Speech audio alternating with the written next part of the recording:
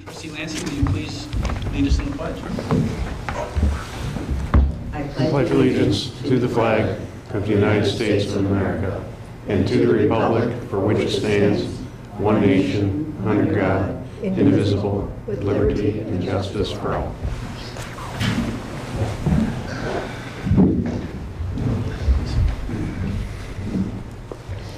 Okay, at this time, we'll open up the public comment section of the meeting. If you just please give your name and address, keep your comments to 5 minutes, I really appreciate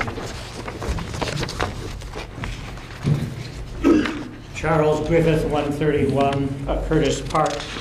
I hadn't intended to speak about this particular issue, but it came up and it's so outrageous that I wanted to at least bring it to public attention. This crazy thing that doesn't have any names on it, but apparently was sneaked in the penny saver and is talking about some kind of proposition. And I must fault the Webster Herald for not even putting anything in there that there was a village election or a proposition to vote on. And I must compliment Darrell Byerts for writing a very sensible and comprehensive letter that was published in the Herald on this topic about this vote no for why does politician John Cahill want to change the village election date and so forth. And apparently it's not just he, it's a whole lot of other people that want to do it, myself included. That off my chest, the main reason that I came tonight was to thank the Jake's crew and him and the board too for the great job that they've done with the snow removal. I don't know who drives that wing plow thing, but he's a very considerate person because he didn't put very much snow in my driveway at all. Good job. Thank you very much. Appreciate it. Thank you, Mr. Griffith.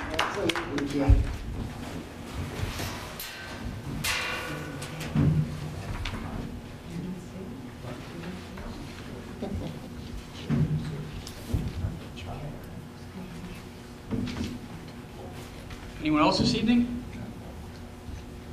All right, we'll close down the public portion of the meeting at this time.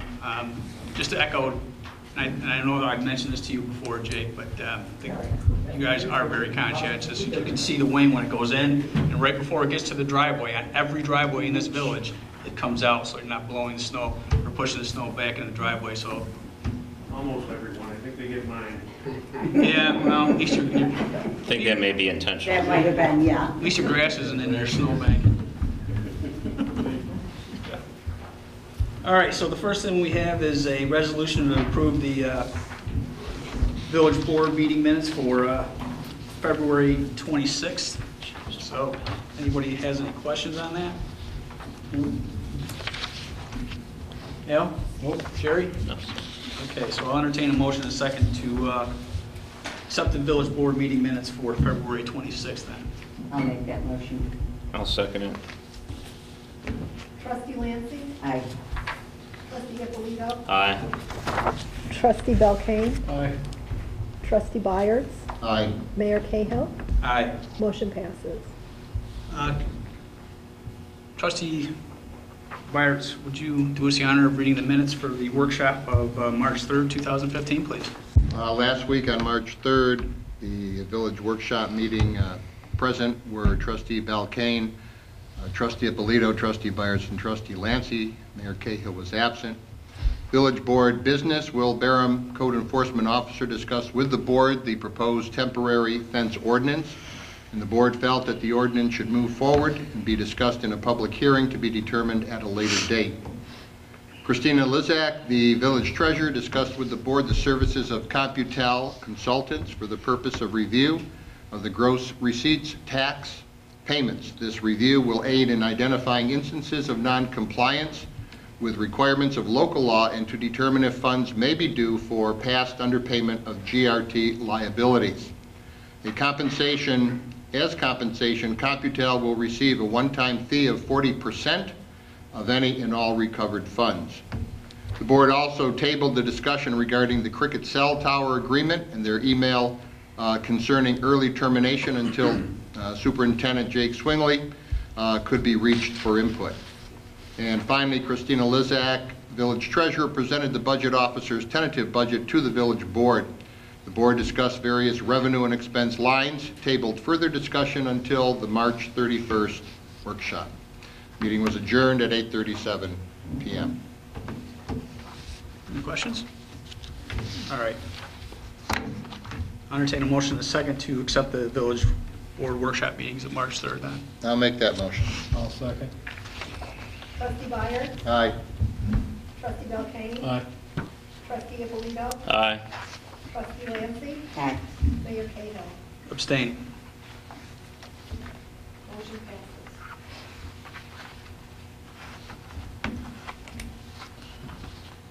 All right, next we have a resolution to approve the claims and warrants.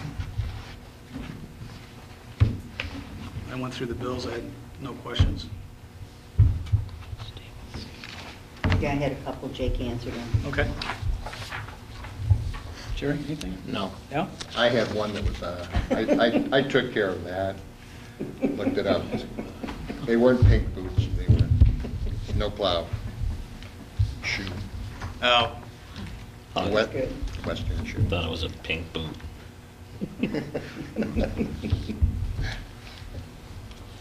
all right, well, I'll entertain a motion in a second to approve the claims and warrants at this time then. I'll make that motion. I'll second. It's all yours. I'll second. Trustee Belkane? Aye. Trustee Lancy? Aye. Trustee Ippolito? Aye. Trustee Byers? Aye. Mayor Cahill? Aye. Motion passes. All right, next we have authorization for Mayor Cahill to sign the consulting agreement and letter of authority for Computel Consultants that Trustee Byers just reviewed.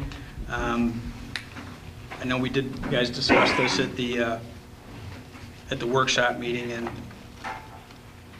just want to reiterate that it's a one-time fee, that they take the 40%, anything going forward that wasn't adhered to with respect to these agreements, the village keeps 100%. And just as an example, this company is recommended by NICOM, and I called 2 of the 4 references. The first one I called was the Village of Johnson City, and they did an audit for the Village of Johnson City. They recovered, and Johnson City received a check for $55,000 for past funds that were due to the village that had never been paid, that they recouped. And they also worked with the Village of Pittsford, and Pittsford received a check of over $5,000. So, you know, in a time where we need any type of revenue that we can get, it's a good, very positive thing to have some people come in and look. And these are attorneys. They know what they're doing. They have a record since 1989. So I'll entertain a motion in a second, unless anyone has any questions, to authorize Mayor Cahill to sign the consulting agreement and the letter of authority for Computel Consultants. I'll make that motion. I'll second it. Trustee Byers? Aye. Trustee Ippolito? Aye. Trustee Lancy? Aye. Trustee Belkane? Aye. Mayor Cahill? Aye. Motion passes.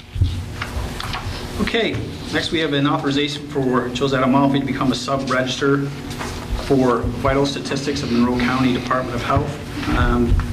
Death certificates, could you just elaborate on that a little bit, or what that? When the funeral parlors come in, they need sub-registrar to sign. Pardon? They need the sub-registrar to sign the death certificate. Okay. And send it off to New York State. So I would be doing that. Is there anyone else, we have redundancy in the office that can do that?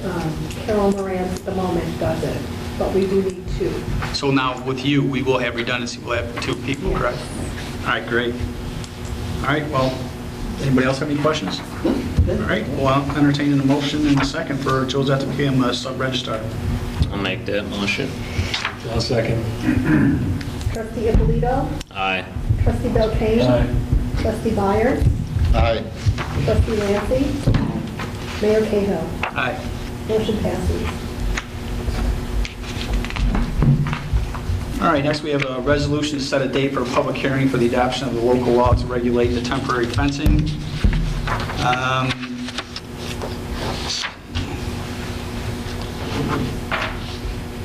I'll read through this. At a regular meeting of the Board of Trustees of Webster, Monroe County, New York, held at the Community Meeting Hall 29 South Ave in the Village of Webster on the 12th day of March.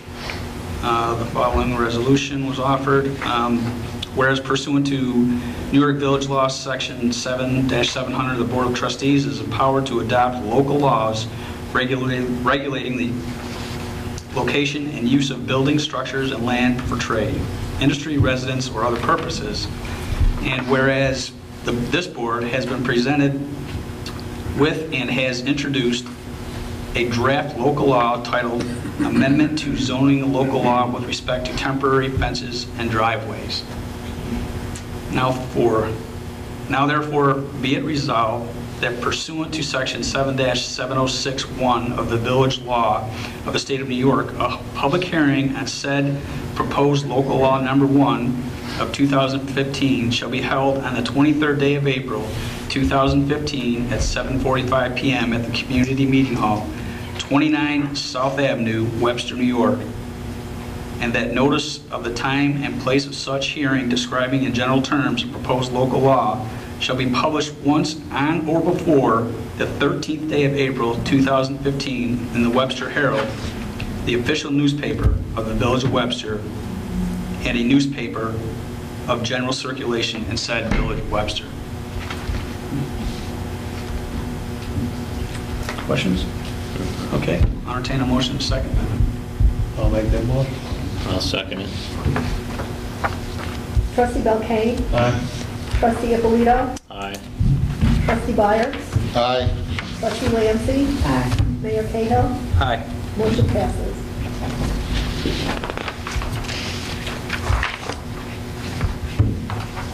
Hi, Don, do you have anything for us this evening?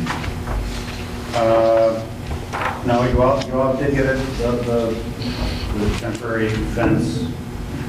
Actually, there's that part about the driveway too, so. Right. Just keep saying it's temporary fence, it's actually, you threw that thing about the driveway. But you all got a copy of it? Yes. Because the language, if you look, it's slightly different than, I guess, what will, grammatically, some of it was left a little redesired, so. Rather than have the teacher in the group do it, I took it upon myself to just sort of tighten up the language a little bit. The substance didn't change, but it's just Okay, slightly different. thank you.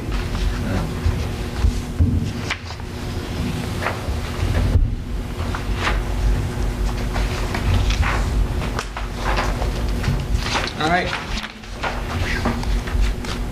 Jake, did you get a chance to look at the comp and overtime report? Yes. Yes, ouch. Well, I say ouch because it's high, but you know Yeah. what? I know. It's not unwarranted at all. No, it's about 3 weeks in February that it was, Right. that we really got hit. And Yeah. some of the guys, honestly, with the amount of calling hours that they had, it's a month period. Right. Basically, it's 4 pay periods. But in reality, the first and most of the second pay period in this report, there really wasn't much No. snow or call-in time. So No. it's the last couple weeks that they had this much. It's the same time that we had there was some kind of bug going around. We had a couple guys out sick, and one guy was out in bereavement. So the other ones, obviously, if you look at the numbers, they really stepped up and did a great job. So, but they got to be sleepy, to say the Well, least. the first 3 weeks of February were amazing. Yeah. And nobody's been able to tell me to this day why it primarily snows at night. And it's not because we're having a big swing in the temperature, because when it's 10 and 5 degrees, but I look at the times I plow and most of them are at night, so. Yeah. Yeah, and they're working all day and then it comes, and they did a phenomenal job. Absolutely phenomenal. And I'm very, very pleased with what they did. As Mr. Griffiths talked about today. And they had to wing back probably, 5-6 times at least? Oh, there was they had to make It a was lot of room. incredible. Yeah. So, Yeah. yeah. They most certainly earned the overtime. There's lots of ways about that. Anybody have any questions?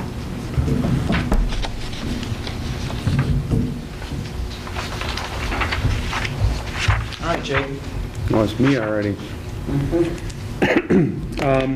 Just want to update a couple things. The North Avenue Connector project, letters went out today, requests for expressions of interest. There's local engineering firms that were pre-vetted by the county highway superintendents. They develop a list they call LDSAs. I believe it's a local design service agreement list, but I'm not sure if that's the right acronym. Everything's an acronym, but letters went out today seeking the expressions of interest to all the 15 that are on that list. April 10th, they're due back. So once we have them back, we hope to have, and it's for a consultant to start the preliminary design on the project in North Avenue, that North Avenue Connector project. So we hope to, have the results back. We're going to have a selection committee. I believe the selection committee right now that looking through the paperwork and the suggestions that they have. I think it was going to be the mayor, Trustee Byards, Matt Chatfield, the economic development guy, myself, and the planning board chairman. Was planning on having on a selection committee for the engineering firm and to move forward. So once we get everything back from everybody, we plan on making a short list and then having those engineering firms from that do maybe an additional step before the final selection's made. But hopefully have something. Hopefully by the beginning of May we'll be able to say, all right, here's the person that's selected. And it's all part of, I know a few weeks back or maybe a month or so ago, we signed that we got the initial startup packet from the DOT for the project that had we had to, agree to the project itself and then do a certain amount of funding. This is those first couple steps. It's the preliminary design, and then there's right-of-way incidentals that are part of this. And once we get going on that, and then long-term, they come up with a preliminary design. We go back and forth. They come up with a final design that's sent to the DOT. They get their sign-offs on it, and then kind of proceed to the construction phase and the rest of the right-of-way phase, construction phase, and then wrap it up. But we're projecting obviously out. It's going to be a few-year project out to 2017, I know. So the other thing I have is obviously I wasn't here at the last at the workshop meeting because I was in Albany. Every year they call Advocacy Day. It's a lobby day in Albany. And I want to thank the Western New York Village Superintendents Association, worked with the Town Superintendents Association for New York State and the county superintendents.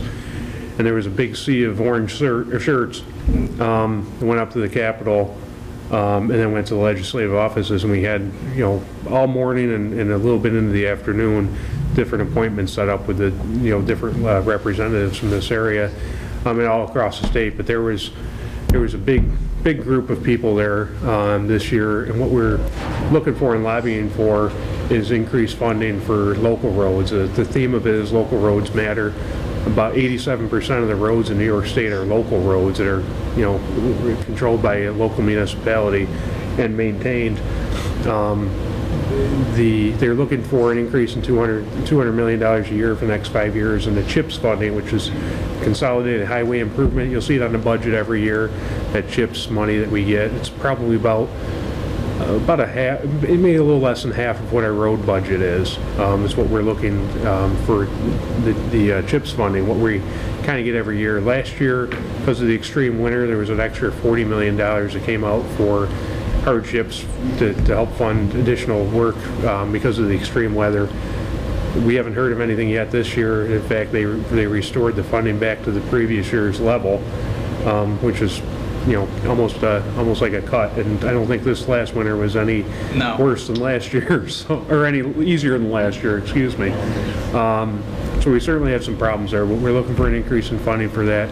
We're also lobbying for a $500 million 5-year plan for increased funding for local roads, bridges, and culverts. Right. They had roads and bridges, they added culverts. And I don't recall, I believe I don't know if I sent an email to everybody with all the information pack, and some pictures of everybody. Yeah. I know I started, okay, I did, great. I started to, I know there's some email issues, so I wanted to make sure it went out, but that was basically the gist of what we were there looking for, is increased funding, and the legislators, they all seem to know what we were talking about, and we obviously sent information to them ahead of time, but there was 100 couple, one senator, one assembly person, got together and went around and had another 113, I believe, people, representatives sign a letter of support for this. So there's a lot of, upstate there's a lot of support for it, downstate, Right. and that's where they're working on other funding, but that's what I was And doing.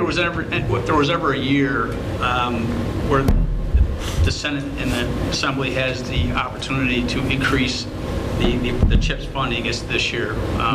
And it's just a shame that, to me, from what I've been reading in the paper, and I'm sure everyone else has, it just seems to me that they're playing politics with that $5.2 billion, and it's just a shame because there's not a municipality in upstate New York that does not have a dire need for additional fundings for repairing their roads. And you know, a perfect example is the village of Webster. I mean, we have a $375,000, $400,000 street reconstruction project on the books. The engineering is done, and we need the funding for that. And the funds are available to be brought to a local level. You know, I've sent a letter to Senator Zolio asking him to, you know, advocate for the village, which I'm absolutely sure he will.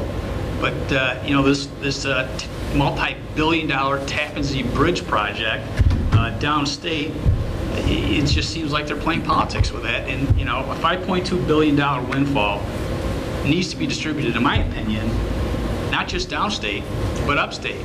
All right, we have the need for these additional CHIPS fund, and there's the avenue to supply that funding. It's right there. They don't have to create competitions for hundreds of millions of dollars. Here's your funnel right here. It's called the CHIPS funding.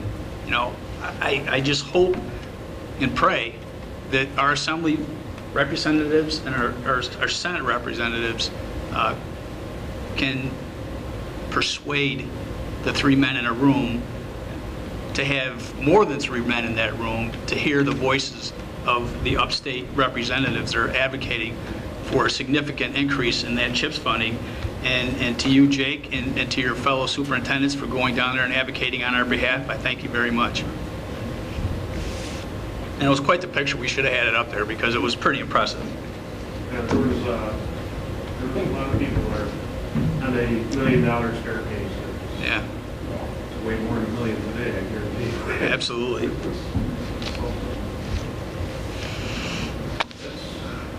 That's all I have. The only other quick update, I think maybe next meeting, once we get through some of the other projects and things, hopefully I'll have an update on the street tree inventory. Right. It's really done. We've got a little quality control left to do on that. Obviously, it's something that Fred was working on before he left. I've got, I think Jimmy's going to take over just doing out the quality control thing. Should be able to finish that up and you know, turn in the vouchers and everything for reimbursement on our, you know, on the match, and then go forward. We have a great program now, web-based program to manage the street trees. You can get a lot of detailed reports out of it, and just regular work orders and those kind of things are, it's quite a neat thing. So hopefully I'll have something a little kind of quick just to go over what we did, and it's pretty neat when you see all the shots that they took and see the trees laid out on. We can easily, it's easiest to visualize on Google Earth. It goes into a CAD program, but I can also bring it into Google Earth, and you can see it laid right out over the roads and which trees are ours, and it's a neat program. So We're going to talk about your parks thing next workshop. yes, I want to do that as well. I'm going to go ahead. We've had the preliminary designs come out. We went back and forth on a couple things. I think they might have been confused that we were the Department of Defense. So they had $1,300 trash cans, which I said I'm going to probably take off for now. They are expensive. I mean, literally. Was it a toilet seat or a trash bag? No, the toilet seats I think were $1,100. I heard you can get them at Staples for half the price. Yeah, but the trash cans that they had on there, I think you can get something pretty darn close to that, and I think they're not real cheap, but they might be $800-900 versus the $1,300. They're very expensive because there's something, you know, an outdoor trash can that's got to be durable. Even the other ones we've had here, not the wooden ones that are on Main Street. That's another thing I want to set up is long-term, so everyone that we have looks the same, and there's a consistency to Like it. the green, You know, there's, you know, green ones, I like. yeah, like the ones in Veterans Park. Yeah. Something, so we have, you know, pieces and parts that'll be interchangeable. Right. They won't be ugly, and, I mean, we got our money's worth on the ones on Main Street, even if they were $1,300. I think they've been there since about the second or third guy in the picture over there was, and so we got our money's worth. I think it's time to replace them. Did anyone have a chance to look at that you put together? No, I did. Looks- Yeah. Looks pretty neat. Yeah, she did a nice job. Like I said, it's Yeah, just she little did. things. So I think I'm going to ask her to go ahead and get us go ahead with more of a final design and get a hard and fast quote, if that's agreeable to everybody, because I want to get that motor and because we do have. It is amazing permissive how referendum. expensive it is, though. Yeah, it is. It's, if I recall, it's about 28,000 for one park, Right. and 35 for the other. One of the things too, I was looking at one other avenue to see if there might be something that's available. We can reduce some of the cost, but I'll report on that later as well. Oh, did you talk? Okay, I think I know what you're talking about. It was one that's currently an existing playground that I think is going to be removed somewhere, but it's still relatively new. Yeah. But I want to make sure that, you know, obviously that it complies with the current requirements. I want to put something in and then find out that it Right. doesn't comply. Certainly the stuff that we have now was compliant when it went in. But the most fun thing down at Shands Park, and I think I mentioned it before, is that gate that just swings around, and she just shook her head when she saw that and said, you can't have those anymore. And that's the thing my boys always run to when we go to the park. Right. But it's no longer, I guess we're all getting softer, I guess, so you can't have those anymore. How about that? Well, you can't play dodgeball at school either, so. Whatever. Anybody else?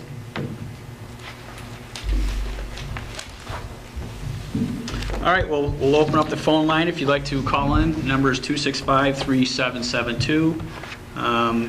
As we do with the public portion, please give us your name and address. And although it was not in the Herald, which I don't understand either, the village is holding an election. It's not on Tuesday, it's on Wednesday. And the reason being, St. Patrick's Day is on Tuesday, which is a little bit of a slight to the Irish, I think, but there are 4 candidates running. 2 candidates are running on the Republican line and the Conservative line, and 2 are running on the open party line. The election will take place here, the voting will take place in this room from 12 to 9. Good evening, can I have your name and address, please? Mayor, you've done a great job. All right, thank you. Anybody else have anything? Thank you. In the minutes from the last meeting, I was asked a question about the timeline for closing and decommissioning the wells at the village well fields, and I said that I would have a more formal answer, and in fact I do. And the question is there a statutory time frame for the decommissioning and capping of the village water wells? And the answer is no. On Tuesday, February 24th, 2015, I placed a phone call to headquarters of the New York State Department of Environmental Conservation in Albany. I was put in contact with a Mr. Jim Gary of the Division of Water, Bureau of Water Resource Management. The question that I posed to Mr. Gary was whether, once a public supply water well is abandoned, there was statutory language in New York State law, DEC, or DOH regulations that would mandate or define a time frame to be applied. Mr. Gary was familiar with the situation here in the village of Webster. Seems like many people are. And we discussed the regulations for who can decommission and how to decommission the wells. However, Mr. Gary responded that there is no mandatory or statutory time frame in which wells must be decommissioned. He expressed concern that the wells be secure and not open to allow surface contamination of the aquifer nor liability of someone falling into a well. And And that, of course, we have under control. Superintendent of Public Works Jake Swingley has called the New York State DEC Region 8 office over a year and a half ago, April of 2013, asking the same question. He spoke with a Mr. David Pratt, who expressed the same response. No statutory time frame to decommission and cap an abandoned public water supply well in New York State. Mr. Pratt did suggest that the Department of Health be contacted. Both Superintendent Swingley and I called the DOH, Department of Health, and spoke to Mr. Ken Nagel. He too is familiar with the situation in the village of Webster. Again, there was a discussion about who can decommission and how the wells are decommissioned.